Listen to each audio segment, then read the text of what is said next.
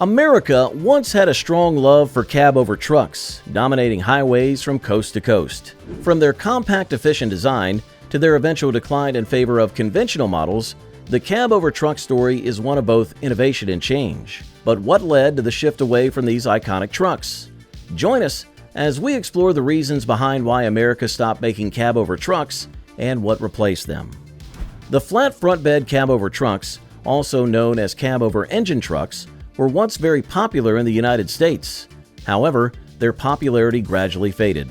There were pros and cons to both cab-over and long-nose trucks, but the main reason the US and Europe once preferred the same flat-front designs and later took different paths was due to legislation, especially laws about the total length of trucks. In Europe, trucks had to follow strict rules that limited the maximum length of the combined truck and trailer. For much of the 20th century, the U.S. had similar laws, but things changed in the late 1970s. After a rule change, the U.S. laws only regulated the length of the trailer, not the entire vehicle. As a result, American truck manufacturers and companies started switching to longer-nose trucks, which allowed for a bigger cab area. Cab-over trucks had certain advantages, such as offering better visibility for the driver and improved maneuverability. This made them especially useful in Europe, where the roads were often narrower. However, this wasn't a major issue in the U.S., where the transition to long-nose trucks gave drivers more space to sleep in the cab, and the lower height of the cab made it easier to climb inside. By placing the engine in front of the cab and extending the truck's wheelbase, drivers in long-nose trucks experienced less noise and vibration. It also meant that they did not have to tilt the entire cab forward to access the engine. This saved them the inconvenience of clearing out all the loose items, like magazines, before performing any maintenance. Safety also played a role in the change. In Europe, trucks were limited to a top speed of just 56 miles per hour or 90 kilometers per hour. However, trucks in the U.S. could travel at much higher speeds. Drivers would have felt far less secure in a cab-over truck driving 80 miles per hour or 130 kilometers per hour with only a windshield separating them from impact. These factors, space, comfort, noise reduction, and safety concerns, were all reasons why the U.S. shifted away from cab-over trucks, while Europe continued to use them.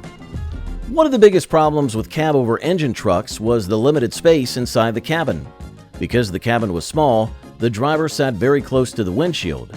The sleeper bunk, where the driver could rest during long trips, was cramped, and there wasn't much room for storing personal belongings. This might not seem like a big deal, but for truck drivers who traveled incredible distances every year and often stayed on the road for days at a time, having a comfortable cabin was crucial. A modern semi-truck needed to offer comfort, and this became one of the most significant features over time. The issue of cabin space became more noticeable in the 1960s and 70s as the national highway system expanded. Trucks began covering longer distances at faster speeds, which made cabin comfort even more essential. Drivers had to spend long hours in the cab, and the lack of space made these journeys uncomfortable and exhausting. Comfort was not just a luxury, but a necessity for those operating these vehicles over such vast distances. In addition to the cramped space, noise was another major problem for cab-over-engine trucks. The engine was placed directly beneath the driver's seat, which made it difficult for manufacturers to reduce the sound and vibrations from the engine. Cab-over-engine trucks often ran on large petrol or diesel engines, which generated a lot of noise. As a result, drivers were constantly exposed to loud engine sounds, rattles, and vibrations. Imagine driving thousands of miles with these distractions. It would have been incredibly tiring and unpleasant for anyone sitting in the driver's seat, especially when operating for extended periods. Maintenance and repair of the engine were also more complicated with cab-over-engine trucks. In conventional trucks, the engine was located in a separate compartment at the front, making it easy for mechanics to access the engine and other critical systems for repairs or routine maintenance. However, cab-over-engine trucks required the entire cabin to be tilted forward in order to access the engine. This process made maintenance more time-consuming. Before tilting the cabin, the driver had to secure any loose items inside to prevent them from moving or getting damaged, adding extra steps to the process. Mechanics, in turn, had to deal with this additional task before they could even begin working on the engine. This setup made repairs more challenging than they would have been in trucks with a traditional design. On top of that, getting in and out of the cabin of a cab-over truck was harder than in conventional trucks. Since the cabin was positioned directly over the engine, the entrance to the driver's seat was higher, making it more difficult for drivers to climb in and out, especially after long and tiring shifts. The issues with cramped cabins, excessive noise, and challenging maintenance contributed to the eventual decline in the popularity of cab-over-engine trucks, as other models offered better solutions to these problems.